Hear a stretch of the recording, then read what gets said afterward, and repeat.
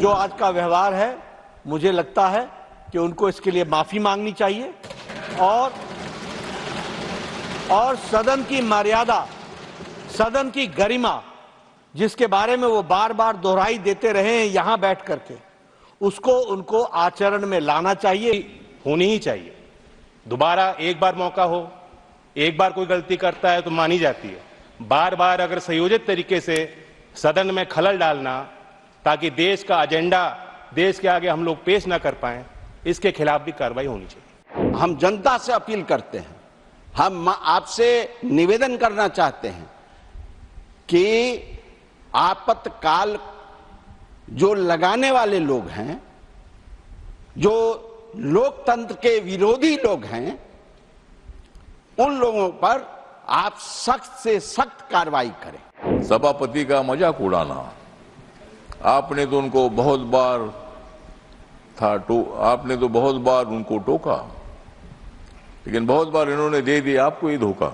इस वक्त की बड़ी खबर सामने आ रही है। आपको बता दें कि जिस तरीके से जया बच्चन का बर्ताव देखने को मिला, इसको लेकर के सरकार नाराज नजर आ रही है। अब सीधे तौर पर बीजेपी अध्यक्ष और केंद्रीय मंत्री जेपी नड्डा ने निंदा प्रस्ताव विपक्ष के खिलाफ रख दिया है। यहां पर जेपी नड्डा ने यह कहा है कि पिछले कई दिनों से विपक्ष जिस तरीके का रवैया अपना रहा है, जिस तरीके का बर्ताव कर रहा है, इसके लिए उन्हें माफी मांगनी पड़ेगी। आपको बता दें कि सत्ता पक्ष की ओर से न सिर्फ केंद्रीय मंत्री जेपी नड्डा ने इस बात को लेकर के आपत्ति जताई, निंदा प्रस्ताव रखा, बल्कि देखने को मिला कि केंद्रीय मंत्री जयंत चौधरी, शिवराज सिंह चौहान और इसी के साथ ही रामदास अठावले ने भी इस पूरे मामले को लेकर के नाराजगी जाहिर की है। और जया बच्चन समेत विपक्ष का जो आज बर्ताव देखने को मिला, किस तरीके से उन्होंने सभापति जगदीप धनखड़ का अपमान किया, इस पूरे मामले को लेकर के सरकार जो है विपक्ष के खिलाफ निंदा प्रस्ताव लाने की तैयारी में नजर आ रही है। दरअसल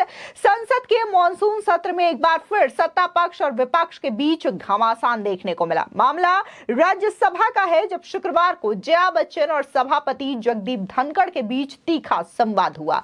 धनखड़ ने जया बच्चन के प्रति नाराजगी जाहिर करते हुए कहा कि राज्यसभा की एक वरिष्ठ सदस्य होने के नाते क्या आपके पास चेयर का निरादर करने का लाइसेंस। इससे पहले जया बच्चन ने सभापति जगदीप धनखड़ की टोन यानी कि उनके बोलने के तरीके, लहजे को लेकर के अपना विरोध जताया था।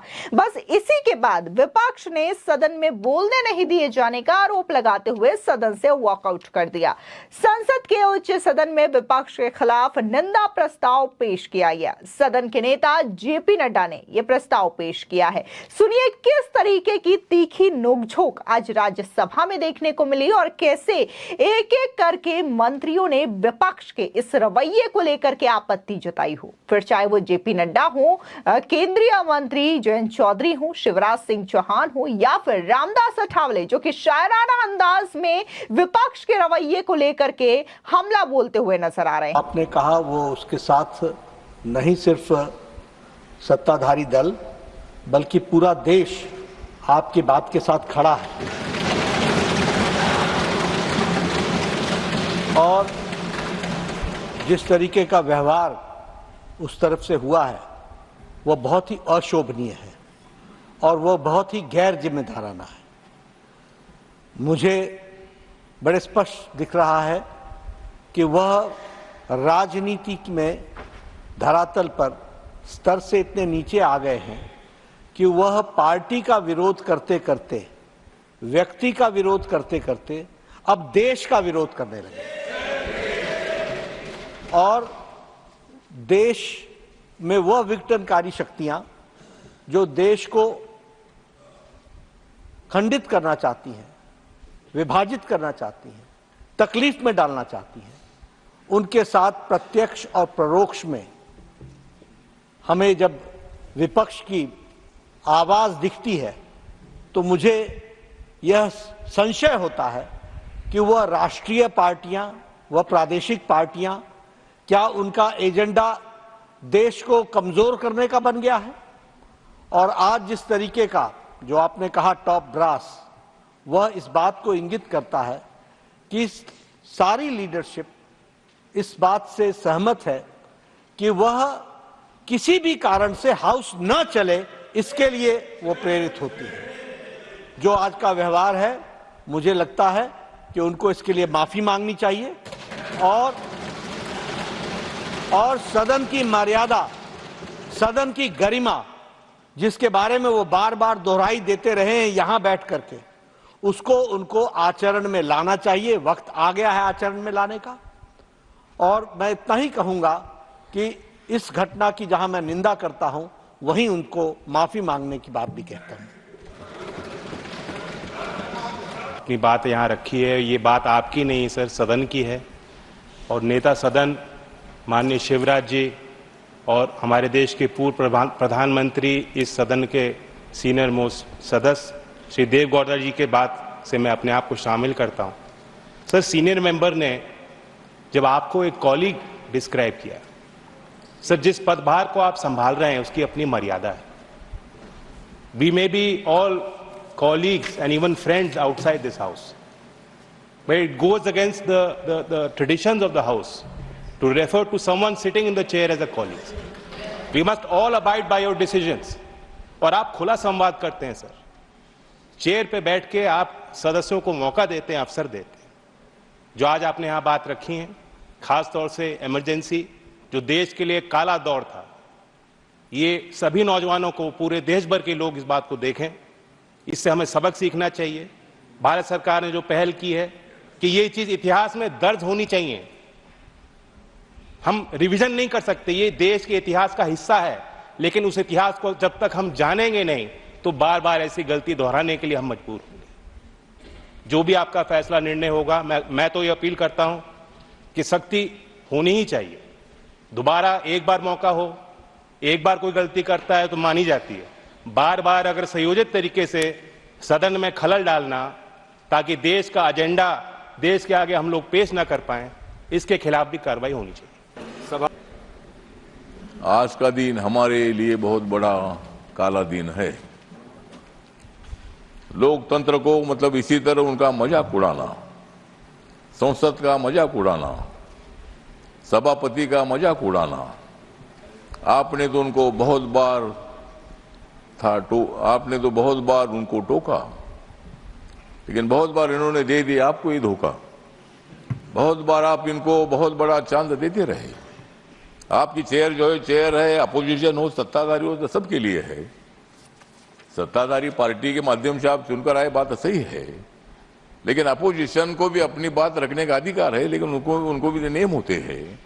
नियम की बात करने वाली नियम हमेशा तोड़ते रहे हैं, और आज मतलब उन्होंने बहुत ही गलत काम किया है। मैंने तो एक बार मांग किया था कि जो लोग रोज गड़बड़ करते हैं, 2-3 बार गड़बड़ किया ठीक है, चौथी बार गड़बड़ करेंगे तो उनको सस्पेंड करना ही चाहिए। उनको अगर यहाँ का काम नहीं करना है, बात नहीं करनी है, बात नहीं सुननी है, चेयरमैन का भी कुछ नहीं तो सुनना है, तो ऐसे लोगों को इधर रहने का क्या अधिकार है? मतलब ये लोगों को ऐसा लग रहा है कि मोदी जी तीसरी बार प्रधानमंत्री बन गए हैं, लोगों ने माना है, लोगों ने उनको मौका दे दिया है, लेकिन इनके मन में बहुत बड़ी जलन है। मतलब हमारा तो मोदी जी के साथ मिलन है, लेकिन उनको मोदी जी के बारे में जलन है, और इसीलिए मतलब ये लोग और कितनी भी कोशिश करे, मतलब अगली बार भी 29 को भी हमारी सरकार आएगी, 34 में हमारी सरकार आएगी, 39 में हमारी सरकार आएगी। क्यों नहीं सरकार आएगी? हम काम करते रहेंगे और आप भी वहां रहेंगे। जब तक आप रहेंगे तब तक आप तो तगड़े के चेयरमैन हैं, सभापति है, हमारा भी सुनते हैं, उनका भी सुनते हैं, लेकिन हमसे ज्यादा उनका सुनते हैं। उसके बावजूद भी आपका ऐसा अपमान करना ठीक नहीं है। इसीलिए आज के घटना का मैं निषेध करता हूं। मेरी जो रिपब्लिकन पार्टी है, मेरी पार्टी बाबा साहब अम्बेडकर जी की पार्टी है। बाबा साहब ने संविधान बनाने में बहुत बड़ा योगदान दे दिया है, संसद को अपने अधिकार दे दिए हैं, अपोजिशन को अधिकार दे दिए हैं, सत्ता पक्ष को अधिकार दे दिए हैं। उसका मतलब उल्लंघन करना ठीक नहीं है। इसीलिए मतलब इनके ऊपर कार्रवाई होनी चाहिए। हर बार ये बाहर जाते हैं और मतलब मैं अपेक्षा करता हूं कि हमेशा बाहर रहे और हम हमेशा अंदर रहे, यही हमारी अपेक्षा है। और इन्हीं शब्दों के साथ मैं जो भी कुछ हुआ ये ठीक नहीं है, इसका मैं निषेध करता हूं, धिक्कार करता हूं। आपको बता दें कि कि बीजेपी अध्यक्ष और राज्यसभा में सदन के नेता जेपी नड्डा ने विपक्ष के खिलाफ निंदा प्रस्ताव पेश किया। उन्होंने कहा कि सदन में आज जो घटनाक्रम हुआ वो काफी निंदनीय है और चिंताजनक भी। ये प्रजातंत्र के मूल्यों का एक तरीके से हनन है। मैं चाहूंगा कि यह सदन विपक्ष के खिलाफ निंदा प्रस्ताव को जरूर पारित करे। आज जो घटना घटी है और जिस तरीके से विपक्ष का व्यवहार रहा वो बहुत ही असंसदीय, अमर्यादित और अनुशासनहीन रहा। जेपी नड्डा ने कहा कि विपक्ष चर्चा की दृष्टि से मुद्दाहीन हो गया है। प्रजातांत्रिक मूल्यों का हनन होना यह सदन कभी बर्दाश्त नहीं करेगा। प्रजातंत्र के मूल्यों की रक्षा करना यह सदन का कर्तव्य है। इसलिए यह सदन सर्वसम्मति से आज की घटना की सर्वसम्मति से निंदा करता है, प्रस्तावित करता है कि इन घटनाओं की घोर निंदा की जाए। किसी पार्टी का विरोध करते करते देश का विरोध करना, देश की विघटनकारी शक्तियों का विरोध करना यह अति निंदनीय है। इसलिए सर्वसम्मति से आज की घटना की मैं निंदा करता हूं।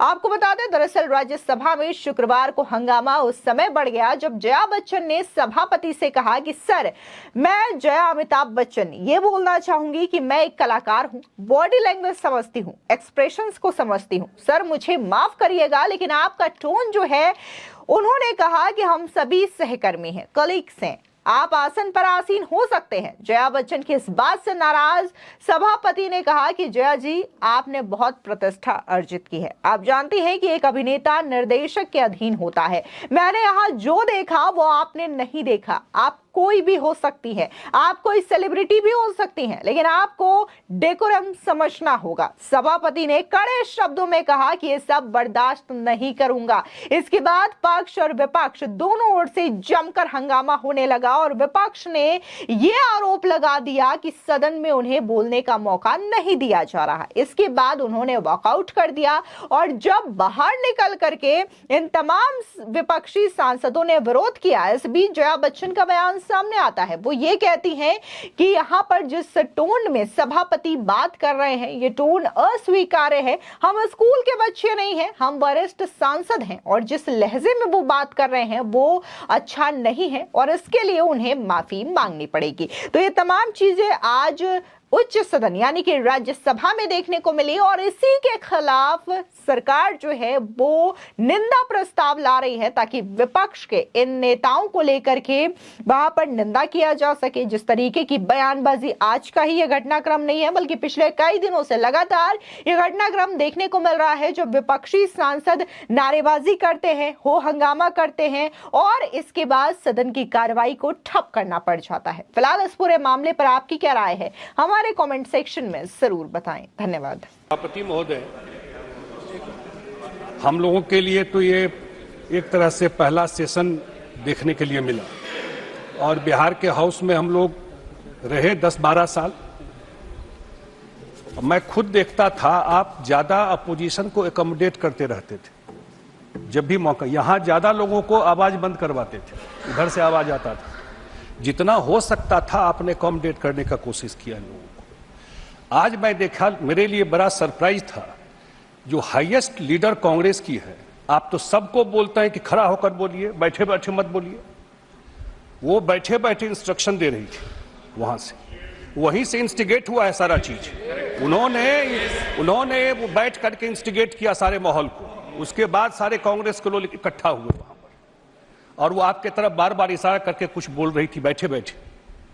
तो मैं तो यही कहूंगा, जो हमारे हाउस के नेता है आदरणीय जेपी नड्डा साहब और जितने सीनियर लोग हैं जो भावना अपनी व्यक्त की है, ये जो बैठी हुई है, मैं देखा सबसे पहले उप सभापति ने एक बार उनका नाम लिया तो उन्होंने उसका प्रोटेस्ट किया। आपने क्लैरिफाई किया इस चीज को कि जो आप नॉमिनेशन में कागज देते हैं, जो आता है वही नाम लिया जाता है और उसका प्रोसेस है चेंज करने का, आप चेंज कर सकते हैं नाम। आज फिर वो बैठ करके ऑब्जेक्शन कर रही थी। अगले दिन वो अखबार में छपता है, न्यूज बनता है, हेडलाइन बनता है, मैं देखता हूं डिजिटल चैनल पे चलता रहता है। तो ये मुझे लगता है कि इन लोगों को पच नहीं रहा है। नरेंद्र मोदी जी का तीसरी बार आना इन लोगों को पच ही नहीं रहा है कि कैसे हो गया इन चीज। सच्चाई ये है और कोई वजह नहीं है इसीलिए हम सब लोग चाहते हैं कि आपका चेयर, आपका इंस्टीट्यूशन, जो जैन जी कह रहे थे, कॉलीग कैसे हो गए भाई? इस चेयर का अपना सम्मान है, आप वहां से डायरेक्शन देते हैं, आप वहां से रूलिंग देते हैं। तो मैं यही अपने तरफ से, अपने पार्टी के तरफ से यही निवेदन करूंगा कि क्योंकि ये बार बार ये होता रहेगा, और आप थोड़ा सॉफ्ट मत होइए सर, आप थोड़ा डंडा चलाइए, नहीं तो ये हमेशा ये दिक्कत होता रहेगा। आपको एक बार देखना पड़ेगा। मैं देखता हूं आप बहुत अकोमोडेट करते हैं, नॉर्मली ऐसा होता नहीं है। मैं देखता हूं वो लोग मजाक भी करते रहते हैं, लेकिन आप तब भी सब बात समझते हुए भी आप उनकी बात को, उनके भावना को अकोमोडेट करते हैं, ज्यादा मौका देते हैं उनको, लेकिन ये उस चीज को अप्रिशिएट नहीं करते, कहीं से अप्रिशिएट नहीं करते। तो मुझे यही लगता है कि जो भावना व्यक्त की है हाउस के लीडर ने, हम सब उस भावना के साथ है, और एक कोई न कोई कड़ी कार्रवाई, उनको तो माफी मांगना ही चाहिए। और मैं फिर कह रहा हूं कि आज जो भी इंस्टिगेट हुआ है यहां पर, जो उनके सर्वोच्च नेता हैं, उन्होंने बैठ करके ये किया है।